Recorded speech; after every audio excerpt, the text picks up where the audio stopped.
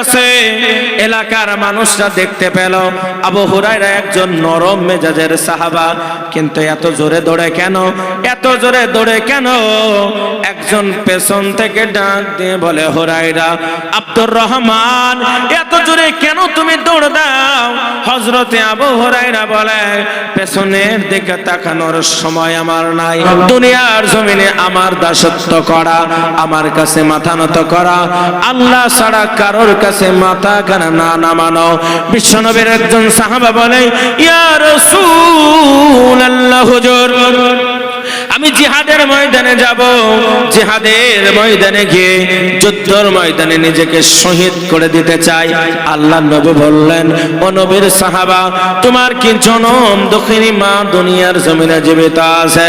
বলে, নবী গো, আমার কলিজা টুকরা মা জীবিত আছে। আল্লাহ নবী বলে, জিহাদের ময়দানে যেতে হবে না, তোমার দায়িত্বখানা হলো তুমি তোমার মায়ের সেবা করবে। যদি তুমি রোগে জ্বরে আক্রান্ত হয়ে যাও, আমি আল্লাহর নবী জানালাম তোমার জন্য আল্লাহর জান্নাতটা অপেক্ষা করেছে।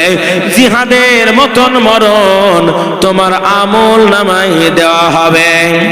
আল্লাহর নবীর একজন বিশিষ্ট সাহাবা হযরত আবু হুরায়রা রাদিয়াল্লাহু তাআলা আনহু কলেমার দাওয়াত কেন তিনার মায়ের কাছে পৌঁছে দিচ্ছেন। এমন অবস্থাতে কলিজার টুকরা মা, জনম দক্ষিণী মা আবু হুরায়রাকে মারার জন্য যেন তেড়েছে। আল্লাহর নবীর কাছে আবু হুরায়রা চলে গেলেন, ইয়া রাসূলুল্লাহ, ইয়া হাবিবাল্লাহ, আপনার কাছে একটা নালিশ জানাতে চাই।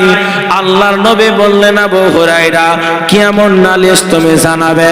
বলেন, নবী গো, আমার মা বেদুইন, ঈমান আনে না, আপনাকে নবী বলে মানে না, কলেমার দাওয়াত খানা গ্রহণ করে না। আমার মায়ের জন্য আপনার কাছে বিচার দিলাম, আল্লাহর দরবারে আপনি একটু দোয়া করে দেন, আমার মা যেন কলেমাওয়ালা জীবন পায়। জোরে বলা যায় না একবার সুবহানাল্লাহ?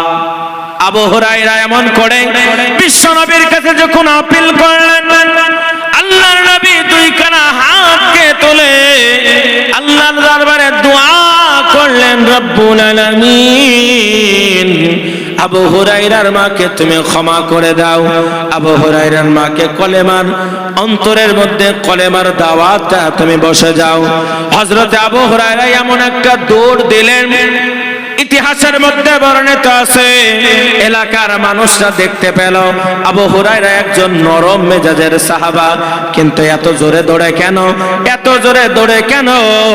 একজন পেছন থেকে ডাক দিয়ে বলে, হুরায়রা, আব্দুর রহমান, এত জোরে কেন তুমি দৌড় দাও?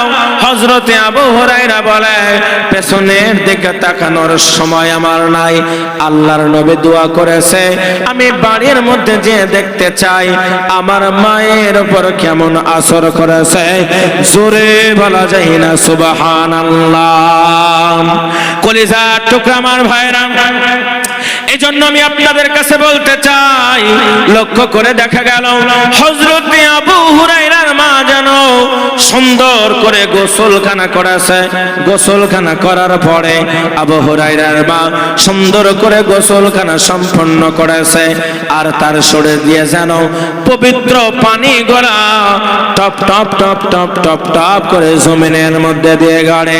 লক্ষ্য করে দেখা গেল আবু হুরায়রার মা বলে, বেটারে, কলেমাওয়ালা জীবন পেতে চাই, লাত মানাত উজ্জার ধর্ম আর মানতে চাই না, আমাকে আল্লাহর নবীর দরবারে হাজির করে দাও।